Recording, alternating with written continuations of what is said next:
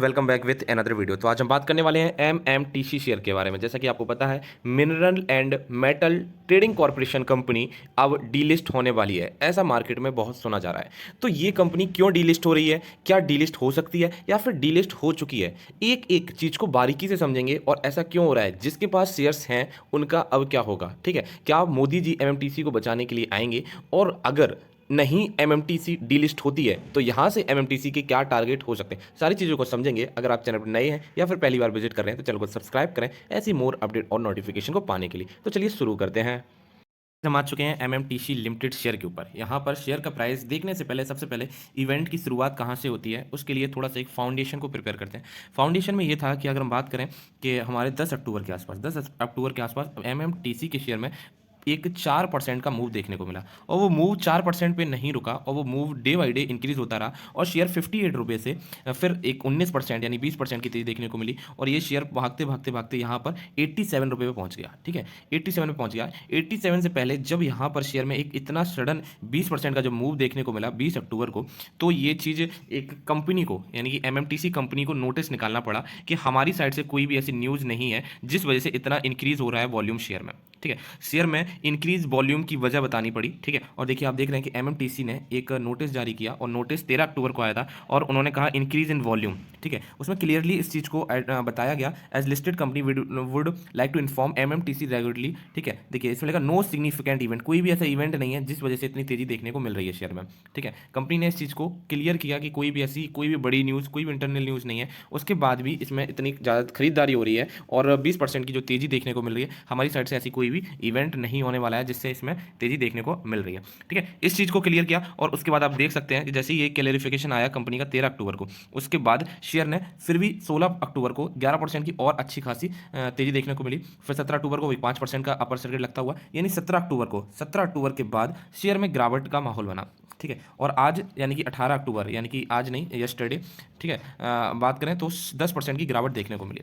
अब 10% की गिरावट देखने को मिली। अब क्या ये मसला है कि यहाँ पर 10% की जो गिरावट वाली न्यूज़ है, यहाँ पर जो डीलिस्ट का जो सुनने में आ रहा था कि कंपनी डीलिस्ट हो जाएगी या फिर डीलिस्ट हो गई, या फिर कौन सी ऐसी न्यूज़ थी जिसने 18 अक्टूबर वाले दिन 10% का लोअर सर्किट लगता हुआ नजर आया। ठीक है, सबसे पहले आप अगर हमारे चैनल पर नए हैं या फिर पहली बार विजिट किया, तो सबसे पहले आपको क्या करना है, आपको कमेंट सेक्शन में बताना है कि आपने एमएमटीसी किस रेट पर ले रखे हैं। ठीक है, सारी चीज़ों को समझेंगे, एक एक चीज़ को, थोड़ी सी वीडियो बड़ी हो जाएगी, आप उसको 2x में चला सकते हैं, मगर हमें इस बार एमएमटीसी को पूरा कवर करना है। ठीक है, द इकोनॉमिक्स टाइम्स में ये न्यूज़ निकली थी, और न्यूज़ क्या थी, जैसे कि आप देख रहे हैं, the Piyush Goyal to chair meet to decide fate of 3 PSUs. आप जानते हैं ये हमारे पीयूष गोयल जी हैं, इंडिया के आपके मिनिस्टर हैं, और कॉमर्स एंड इंडस्ट्री को यही हैंडल करते हैं। ठीक है, इन्होंने डिसाइड किया है will next week chair a की meeting of the closure of metal and mineral trading corporation of India. ठीक है, एमएमटीसी के बारे में के क्लोजर में एक मीटिंग होगी, और state trading corporation STC and the project equipment corporation of India which were denotify and nominate the agency for import and export of goods like grades and the minerals. ठीक है,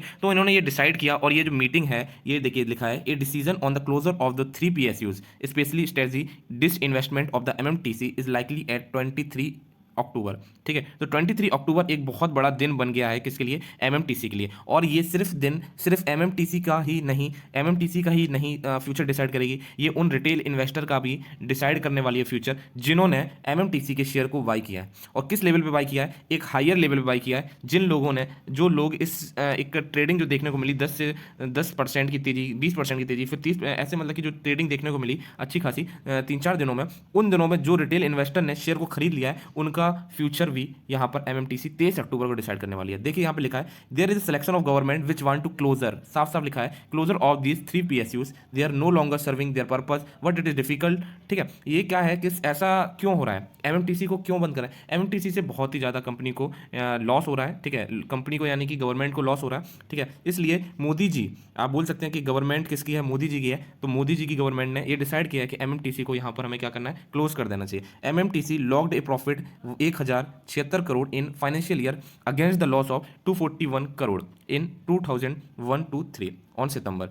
ठीक है, तो government का इसमें जो स्टेक होल्डिंग है वो कितनी है, 89.93% है, यानी कि आप बोल सकते हो कि 89.93% जो होल्डिंग है वो किसकी है, प्रेसिडेंट ऑफ इंडिया की। और प्रेसिडेंट ऑफ इंडिया की होल्डिंग होना, इसका मतलब साफ साफ जाहिर करता है कि 89.93% की जो होल्डिंग है वो किसकी है, गवर्नमेंट की है। अब क्या गवर्नमेंट इस होल्डिंग को जब रखे हुए है, ठीक है, यानी कि अगर कंपनी बंद होती है तो गवर्नमेंट ऑफ इंडिया को ही घाटा होने वाला है। क्या होगा, मतलब कि क्या प्रेसिडेंट ऑफ इंडिया इसको फेवर में आएंगे और इसको बचाने की कोशिश करेंगे? क्या हो सकता है आपके ओपिनियन में? देखिए, इस चीज़ को आप समझिए, गवर्नमेंट की ही कंपनी है, ठीक है, अगर प्रॉफिट हो रहा है कंपनी को तो कंपनी स्टेक्स को रखती है, ठीक है। अगर कंपनी को लग रहा है कि यहाँ पर हमें प्रॉफिटेबल नहीं है, कंपनी घाटे में जा रही है, तो गवर्नमेंट ऑफ इंडिया, ऐसा नहीं है कि जो प्रेसिडेंट ऑफ इंडिया जो है उसकी ये कंपनी है या फिर उसके स्टेक्स हैं, ये तो देश भारत की कंपनी है, ठीक है, उसके पास इसके 89% शेयर्स हैं, ठीक है। जब कंपनी अगर प्रॉफिट नहीं दे रही है तो कंपनी का बंद होना भी एक डिस्क्लोजर होना शेयर मार्केट से हो जाएगा, ठीक है। मगर ये चीज़ जो डिसाइड होगी वो 23 अक्टूबर को डिसाइड होगी, ठीक है।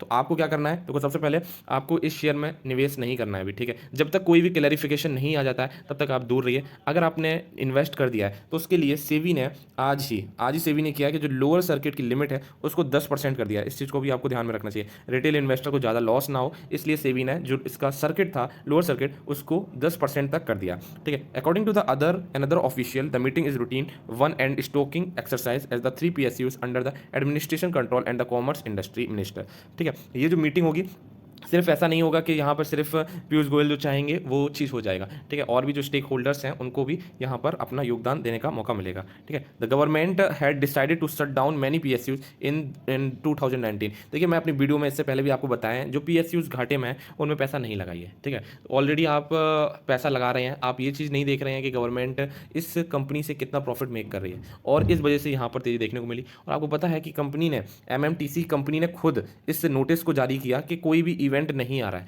उसके बाद भी तेजी हो रही है शेयर में, ठीक है। और उसके बाद आप देख रहे हैं आपको कितना लॉस हो रहा है, तो इस चीज़ को आपको ध्यान में रखना चाहिए था, ठीक है। द गवर्नमेंट ने decided to shut down many PSUs, उन्होंने 2019 में बंद की थी after the review investment of central public sector enterprises in publicity state level entities to ensure that these CPSE are not settled and unrelated ventures for loss making fund, ठीक है। तो आपको पता है कि गवर्नमेंट ऑफ इंडिया, यानी कि बोल सकते हैं मोदी गवर्नमेंट का इस बार उनका यही मोटिव रहा है, जो PSUs हमें प्रॉफिटेबल नहीं है, जो प्रॉफिट नहीं दे रही हैं उनको हटाओ, ठीक है, उनका क्लोजर डालो। तो इस चीज़ को भी आपको ध्यान में रखना चाहिए, आप निवेश कर रहे हैं उससे पहले आपको इस चीज़ को भी ध्यान में रखना चाहिए, ठीक है। और MMTC का जो है, अभी यही सुनने में आ रहा है कि जो MMTC की जो चीज़ें हैं वो फेवर में नहीं है, ठीक है। इतना घाटा हो रहा है और घाटे को हो सकता है वो कहीं ना कहीं शट डाउन करके और अपना जो लॉन्ग टर्म के लिए चीज़ों को देख रहे हो, ठीक है। अब हम इसके थोड़ा सा इसमें चीज़ों को समझेंगे कि हमारा MMTC अगर डीलिस्ट होता है तो किस लेवल पे डीलिस्ट होगा, क्या रिटेल इन्वेस्टर का पैसा पूरा बर्बाद चला जाएगा, और अगर इससे निकलना है तो कैसे निकलें,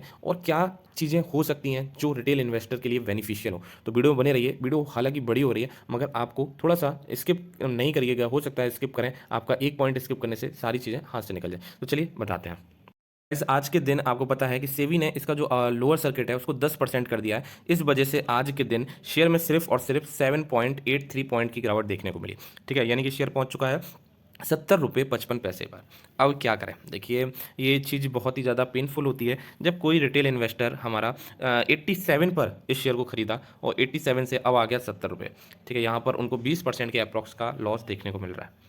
तो ये काफ़ी ज़्यादा पेनफुल है, मगर क्या कर सकते हैं, आपको चीज़ें समझ ही नहीं आती हैं। आपको इतने बार बताया कि जो MNCs जो हमारी कंपनी है, इंडियन गवर्नमेंट की जो कंपनीज़ हैं और उनमें PSUs में लॉस मेक कर रही हैं, ठीक है, उनमें आपको निवेश नहीं करना है, उसमें आपको इन्वेस्ट नहीं करना है। मगर आप लोगों को तो कुछ, आपने जब 2019 में देखा कि मोदी गवर्नमेंट का क्या क्राइटेरिया है, वो चाह रहे हैं कि हमें प्रॉफिटेबल कंपनीज रखनी है, ठीक है। तो आपको पता होना चाहिए कि MMTC से भी प्रॉफिट जनरेट नहीं हो रहा है इतना जितना गवर्नमेंट को चाहिए, ठीक है। अब आपको पता है कि कंपनी का जो मार्केट कैप है, सबसे पहले आप समझिए इस चीज़ को, अगर कंपनी डीलिस्ट होती है तो किस लेवल पर डीलिस्ट होगी। देखिए, मार्केट कैप जो कंपनी का है वो 10,000 यानी 10,500 करोड़ के आसपास का है, ठीक है। स्मॉल कैप सेक्टर की एक कंपनी MMTC जो इस हाल पर आ गई है कि अब डीलिस्ट होने की संभावना है। 23 अक्टूबर को ये चीज़ डिसाइड हो जाएगी, मगर उससे पहले EPS देखिए आप, अर्निंग पर शेयर जो है 11.33 है, वहीं कंपनी का प्राइस रेशियो जो है 6.23 है। मगर हमारे लिए सबसे ज़्यादा इंपॉर्टेंट जो है वो है इसकी फेस वैल्यू, ठीक है। फेस वैल्यू हमारी कितनी है, ठीक है। जो बुक वैल्यू ऑफ शेयर है वो कितनी है, 6 रुपये 18 पैसे, ठीक है। तो 6 रुपये 18 पैसे तो इसकी बुक वैल्यू है, ठीक है। तो आपको इस चीज़ को भी ध्यान में रखना है कि 6 रुपये और प्राइस टू बुक वैल्यू जो है वो 11 रुपये 41 पैसे, यानी कि इन दोनों लेवल के बीच में तो आपको अगर बुक होती है, ठीक है, इससे ऊपर ही लेवल पे आपको डीलिस्ट होती हुई कंपनी नजर आएगी, अगर डीलिस्ट होती है, ठीक है। इस चीज़ को आपको ध्यान में रखना है, यानी कि अगर डीलिस्ट होती है तो आपको 15-14 रुपये के आसपास या फिर 20 रुपये के आसपास डीलिस्ट होती हुई नजर आएगी। ठीक है, इस चीज़ को आपको ध्यान रखना है। अब दूसरी चीज़ हमारे लिए क्या है, share holding pattern. Share holding pattern हमें सबसे ज़्यादा ये कहता है कि जो प्रमोटर्स की होल्डिंग है वो है 89.93%, और ये पूरे पूरे के प्रमोटर्स जो है वो कौन है, प्रेसिडेंट ऑफ इंडिया है। कौन है, प्रेसिडेंट ऑफ इंडिया। आप देख सकते हैं नंबर ऑफ शेयर, और ये क्या है, प्रेसिडेंट ऑफ इंडिया, इनकी हिस्सेदारी 89.93% है। ठीक है, अब बाकी का जो शेयर है वो किसके पास है, वो LIC के पास है। ये भी हमारी LIC के पास है, और LIC भी आपको पता है किसकी है, गवर्नमेंट ऑफ इंडिया की है। ठीक है, तो ये एक चीज़ पॉजिटिव हो सकती है कि डीलिस्ट का जो आपका नंबर रहने वाला है, प्राइस रहने वाला है, वो ऊपर जा सकता है। ठीक है, आपको भी यही समझ में आ रहा होगा कि जो डीलिस्ट होगी कंपनी वो सही रेट पर होगी, सही दाम पे होगी।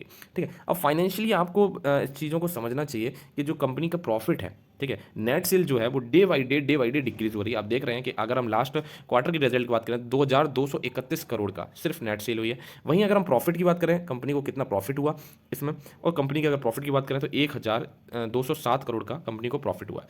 अब देखिए, इस चीज़ को आपको समझना चाहिए कि यहाँ पर जो इसको प्रॉफिट हुआ है ये अलग चीज़ों से हुआ है। ठीक है, क्योंकि कंपनी को सडन इतना प्रॉफिट हुआ, यानी कि कहीं ना कहीं इन्होंने एसेट्स या फिर अदर सोर्स ऑफ इनकम से इनकम किए। आप देख सकते हैं कि कंपनी को हमेशा घाटा हो रहा था, इसलिए डिसीजन लिया गया कि कंपनी को यहाँ पर क्या करना है, सेल करना है। ठीक है, सेल करना है यानी कि क्लोजर डालना है। ठीक है, इस चीज़ को आप समझिए। म्यूचुअल फंड हाउसेस के बारे में भी हमें जानना है। ठीक है, म्यूचुअल फंड हाउसेस की क्या राय हो रही है MMT को लेकर, MMTC को लेकर। ठीक है, म्यूचुअल फंड हाउसेस जो है वो अपनी स्टेक्स को इंक्रीज किया है। ठीक है, जैसे आप देख सकते हैं Nippon India Nifty small cap fund houses ने 2% के चेंजेस देखने को मिले। यहीं SBI निफ्टी फंड की बात करें, ये हमारे लिए पॉजिटिव है। जिन्होंने शेयर्स लिए हैं उनको होप के लिए ये पॉजिटिव है कि देखो म्यूचुअल फंड हाउसेस भी अच्छी खासी खरीदारी करें। देखो, मैं ये नहीं कह रहा हूँ कि ये डीलिस्ट हो जाएगी 100%। ठीक है, मगर 23 अक्टूबर को इसका डिसीजन जरूर आ जाएगा। ठीक है, और आपके लिए फायदे की बात यह है कि अगर ये 10% का लोअर सर्किट ना लगता तो हो सकता है कि 23 अक्टूबर आते आते ये शेयर में अच्छी खासी गिरावट हो जाती, और आपको जो जिस लेवल पे आपने लगाया उससे 50 से 60% में आपको शेयर अपना कैपिटल खोना पड़ जाता। मगर 23 अक्टूबर तक उन्होंने 10% का किया है, हो सकता है कि 1-2 दिन बाद वो 5% का लोअर सर्किट भी कर दें। ठीक है, आई होप आपको वीडियो पसंद आई है। वीडियो पसंद आई है तो चैनल को सब्सक्राइब करें ऐसी मोर अपडेट ऑन नोटिफिकेशन को पाने के लिए। मिलते हैं नेक्स्ट वीडियो में।